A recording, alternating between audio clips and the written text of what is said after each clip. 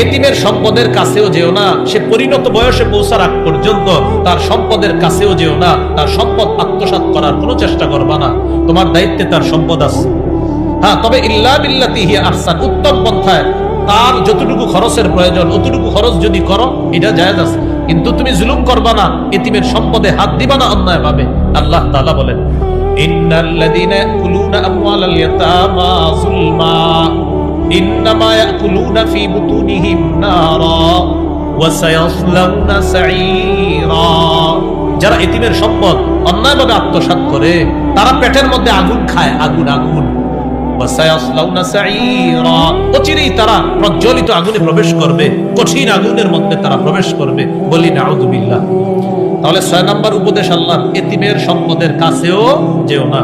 এই জন্য এতিমের প্রতি আমরা সহানুভূতিশীল হওয়ার চেষ্টা করব। সাবধান, এতিমকে কষ্ট দিব না।